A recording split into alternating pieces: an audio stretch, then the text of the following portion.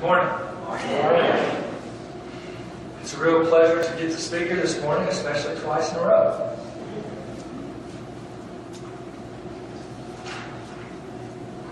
As was mentioned, I'm a family lawyer. I practice in family law, which is a really good lens on humanity and the interaction of people with each other and relationships. It's also a crazy place to make a living. Just when you think you've seen the craziest thing you can possibly see, something crazier walks in the door. I also am a consciousness coach and speaker, and I do workshops as well. One of my favorite stories is a man and his wife. They were walking through the cemetery one day, and she looks over, she sees a gravestone, and it says, "Here lies an attorney and an honest man." And she said, "Oh, look, honey, they're stacking them two in the grave now." So a lot of people ask me, how do these get along? How do you be a lawyer and a consciousness person? And the answer to that is those two aspects of who I am actually complement each other pretty well. Because anybody that's studied consciousness, if you look out there, you know there's been a whole lot said about it. There's a lot of people that have tried to describe it, tried to theorize about it, tried to explain their experiences. A lot of writing out there and a lot of theories out there in consciousness. But there's not a whole lot of practical discussion of, okay, all this wonderful stuff, what do we do with it? How do we apply it to our lives? As a lawyer, day in and day out, I'm dealing with very, very difficult, thorny, emotional problems and trying to find solutions to them.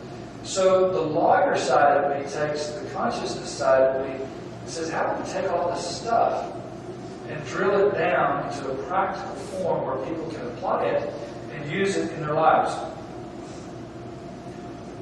So,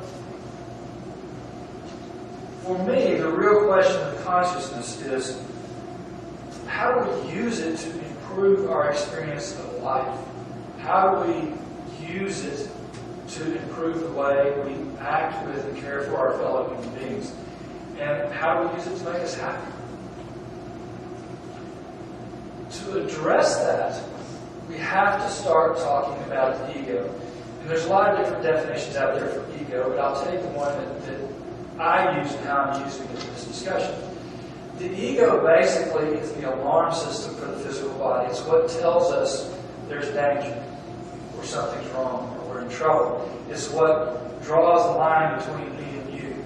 It's what, when something dangerous comes up, sounds the alarm and then fills us with the flight or fight response so we can deal with it. It also pushes us to pursue pleasure, things that will perpetuate our lives and perpetuate the species in general, like food, clothing, procreation, those types of things. So the ego is the apex of our physical animal consciousness. And I like to refer to it as the chimp. I think the chimp is kind of a good metaphor for that animal aspect of our nature. This question of how do we take our lives from ordinary to extraordinary? I've read a lot of things I've studied. Religion, spirituality, physics, metaphysics, psychology, on and on and on. And there's kind of a common answer to that. If I was to try and drill it down to the simplest possible answer, the answer to that question is lose the chimp. We have to transcend that animal aspect of our nature. We have to transcend our ego in order to get to this larger, purer, greater experience of life. If you want to catch a chimp, there's a very simple way of doing it that's very effective. Take a jar that's just big enough for the chimp to get his hand in, and you chain that jar to a tree. And then you put a banana in the jar. And the chimp will reach in there and get that banana, and when it tries to pull his hand out, it can't because the opening is just big enough for his hand to get in. When it's got a fist, the hand won't come out. Well, the chimp will sit there and fight and claw and try and figure out how in the world to get that banana out of that jar, but it will not let it go. Meanwhile, a bushman sneaks up behind the chimp and bam, smacks in the back of the head. And that's kind of a metaphor for life. When our ego is really focused on something, life has a way of sneaking up behind us and kicking us in the back of the head. The problem with the chimp is it gets very narrowly focused. It doesn't see the big picture. It It doesn't have the broader considerations and the broader understanding that help us live life more fully.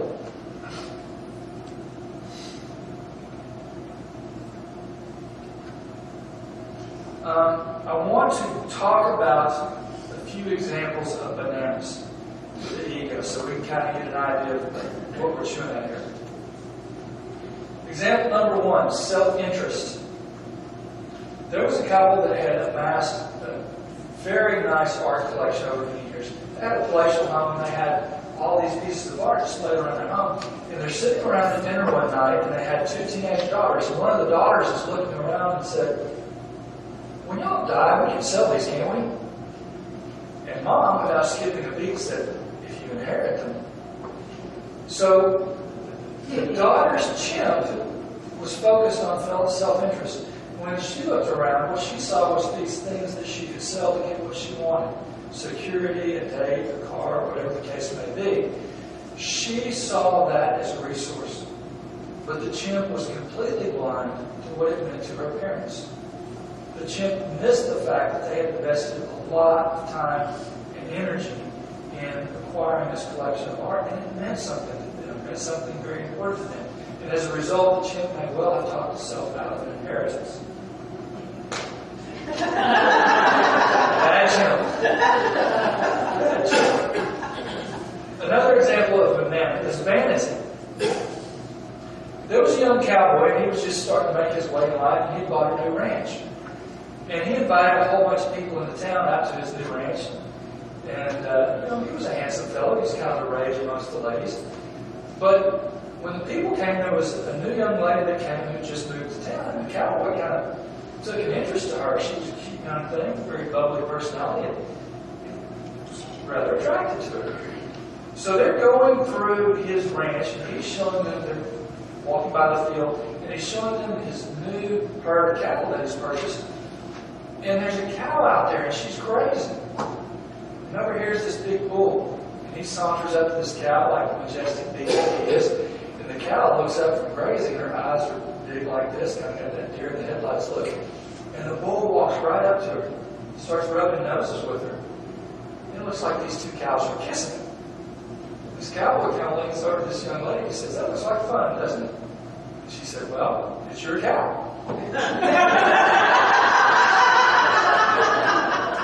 So here's this cowboy, he's in full-on chimp mode, he's completely full of himself. He completely misses how he's going to be perceived by the people he's acting in front of. And that's the scary thing, is many times the chimp is out, acting, sometimes acting a fool, and we're not even aware of it. The difficult part about it, the real tricky part about it, is the chimp is woven into who we are. It's a part of our flesh and blood. It's in the very basic, rudimentary part of our brain. It's woven within us, and we don't even notice it's there, many times. Even though it may be painfully obvious to the people around us. What really gets messy and what really makes life messy for us, frequently, more often than anything else, is when the chimp is out and steering the ship and we don't even realize it. Very messy place to be. If you want to deal with the chimp, if you want to transcend the chimp, you have to smoke him out. You have to smoke him out to the front where you can have that soul to chimp discussion and figure out who's going to be in charge. So as a consciousness coach, I've developed a number of exercises to kind of help people work on this and smoke the chimp out of the woodwork so they can deal with it.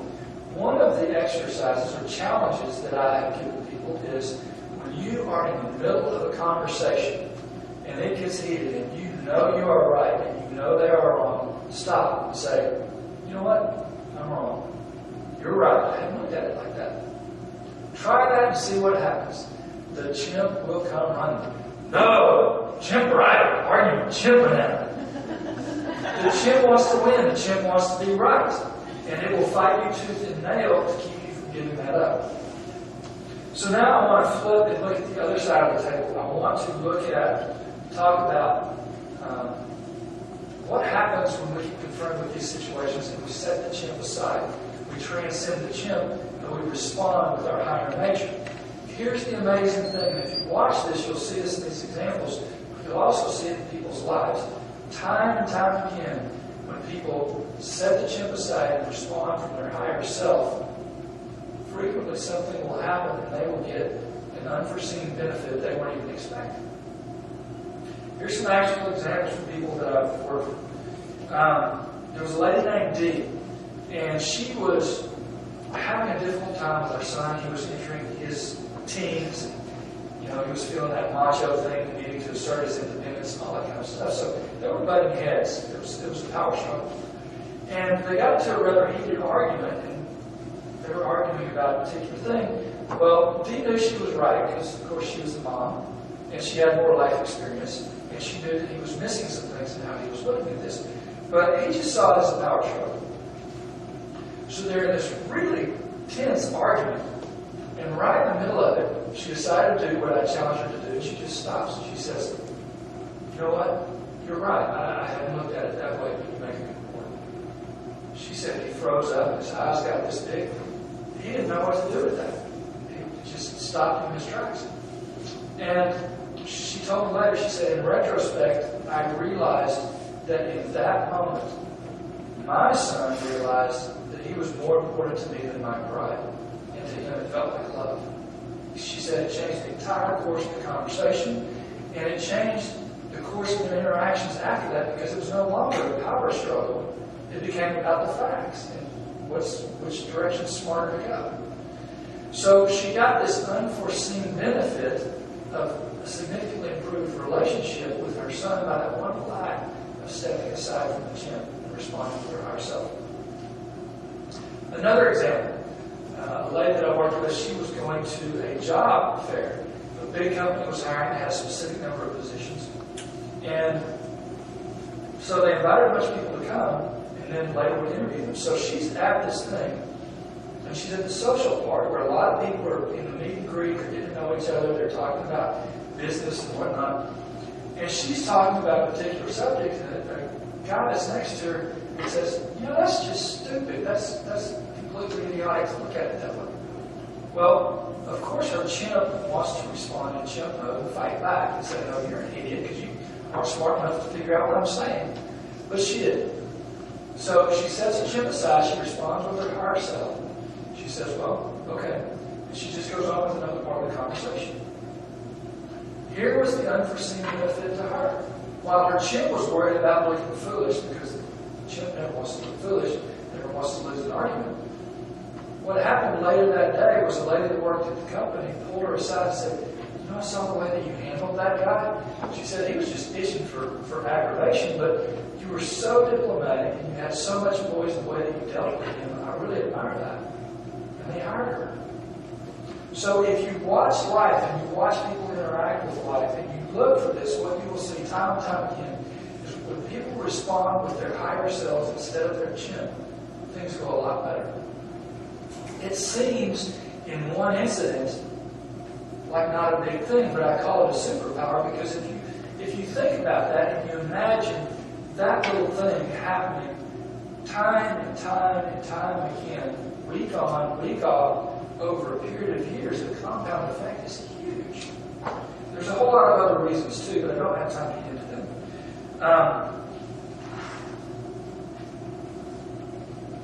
So we ask ourselves, how do we go through this process of losing the chimp? How do we transcend the ego? The tried and true historical way is you stumble and bump through life until you hit your head on a brick wall, and then you stop and say, that kind of hurt. Is there a different or better way to do this? Or you encounter a tragedy and you say, am I really looking at life the way I should? Why did this happen? It is usually the hard knocks that make people stop and say, maybe a little improvement would be a good idea. But fortunately, we've come to a place in history where we understand consciousness, we understand how it works, we've mapped it out pretty clearly, and we now have the knowledge and the wherewithal that if a person is inclined to do it, they can proactively self-evolve. They can prevent the brick wall before they collide into it. And it's really amazing if you watch people who devote serious time and energy to this, the course of their life and what happens and the experiences that they get access to.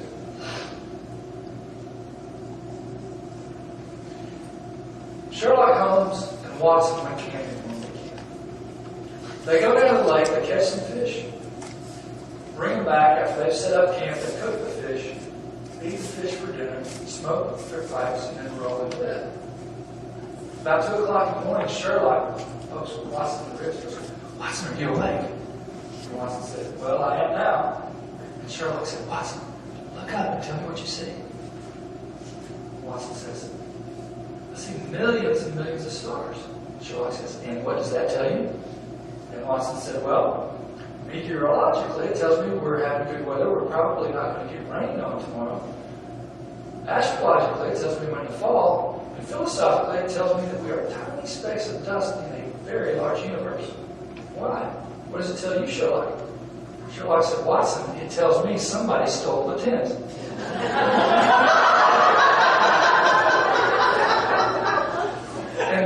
And that's the challenge that we're dealing with consciousness.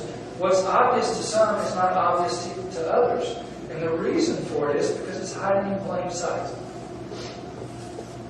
So, how do we go through this process of if we are the kind of people who are inclined to proactively self-evolve, how do we do it? Meditation, extremely useful tool. Research has shown that meditation is one of the most reliable ways of making your brain and your thought process more coherent. Secondly, have a map of consciousness so you have some idea where your consciousness is and where you want it to go and how you traverse the space in between those two. The third thing, there is a checklist. I have read many books over years and years and years. I've looked through religion, philosophy, psychology, the whole list I ran through earlier. And I keep seeing over and over again 21 things, or mind skills you might say, that wise men throughout history have said, if you develop these skills, it will raise your consciousness. In effect, that's what they've said. If you will develop these skills and you can function well in these mind skills, it will take you to a higher level of consciousness. And I'm just going to read these straight out of my book. Probably none of these are a surprise to you. They're probably all familiar to you. But here they are. Honesty, egalitarianism, equanimity, faith, responsibility, balance, empathy, non-judgmentalism, open-mindedness, presentness, courage, appreciation, love, emotional discipline, mental discipline, flexibility, positiveness, assertiveness, objectivity, communication, and awareness. And what will happen if we take those 21 mind skills and we understand what they look like when they're functioning well, and we understand what they look like when they are not functioning well, then we can target them and say, okay, here's an area where I can improve. Here's a way in which I can raise my consciousness. Ben Franklin developed a very effective system, which the pragmatic lawyer side of me says, hey, here's a great tool. Let's copy off Ben Franklin and use his method. Ben believed that there were a certain number of virtues, he thought there were 13, that would make him a good human being, a good person. So he decided he wanted to cultivate those values within himself. So he made a chart. Value 1. He'd work on it for a week. And every time he messed up on that particular thing, he would check mark. After a week, he would move to the next one. Start working on that. Every time he made a mistake on that one, he would put a little check mark. And he tried one by one to get better at each one and more skillful at each one. And what he found out was if he tried to do them all at once, it was too much. He couldn't make any progress. That's just overwhelming. But when he spent a week on each one, in the week that he focused on one, he would make very good progress. Then the next week, he'd focus on the next one, and he'd lose a little progress that he'd made on the first one, but he would also keep some of it. So what he found is, as he kept rotating through this, after a few years, he could go through his entire cycle of virtues and have very few lapses. And it was his belief that that was crucial to his foundation of himself as a person as he wanted to be. And he also believed it was crucial to the foundation of his success.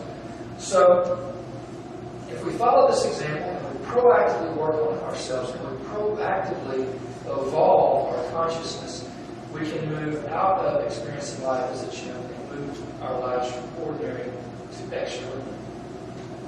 It was a great pleasure getting to talk to you today. I really enjoyed being here.